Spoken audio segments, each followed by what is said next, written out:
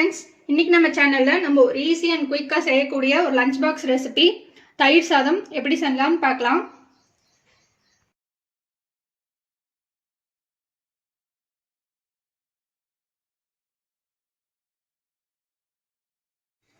இப்போ நம்ம தயிர் சாதம் ரெடி பண்ணுறதுக்கு ஃபஸ்ட்டு ஒரு தாளிப்பு ரெடி பண்ணிக்கலாம்.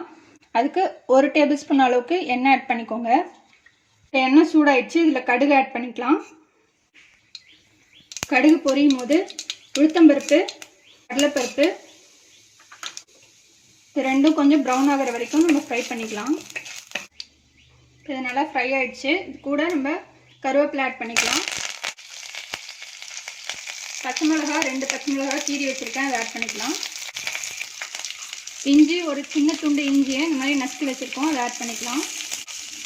கூடவே ஒரு 10 சின்ன வெங்காயம் இந்த மாதிரி வெட்டி வச்சுருக்கோம், அதையும் ஆட் பண்ணிக்கலாம். இந்த வெங்காயம் நல்லா ஃப்ரை ஆகி வர வரைக்கும் நம்ம நல்லா வதக்கிக்கலாம். இப்போ இந்த வெங்காயம் வதங்கிட்டு இருக்கிற டைமில் நம்ம உப்பு இந்த டிஷ்க்கு தேவையான அளவுக்கு உப்பு ஆட் பண்ணிக்கலாம். இது நல்லா வதங்கிடுச்சு. இப்போ ஸ்டவ்வை ஆஃப் பண்ணிவிட்டு ஒரு 5 மினிட்ஸ் அப்படியே விட்டுருங்க, நல்லா கூல் ஆகட்டும். நம்ம இந்த தாளிப்பை இந்த சாதத்தில் ஆட் பண்ணிக்கலாம். சாதம் வந்து நான் ஏற்கனவே வடித்து வச்சுருக்கேன். ஆட் பண்ணிட்டு இதை நல்லா மிக்ஸ் பண்ணிக்கோங்க. ஃபஸ்ட்டு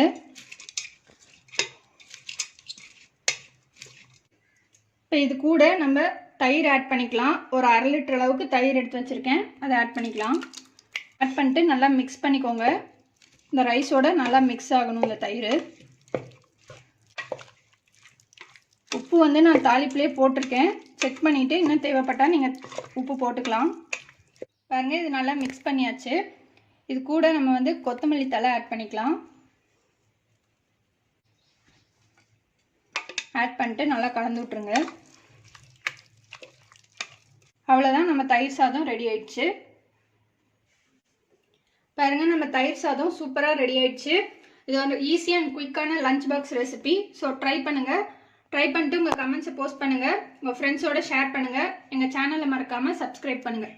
இன்னொரு இன்ட்ரெஸ்டிங்கான வீடியோவில் நம்ம மறுபடியும் மீட் பண்ணலாம். Thank you.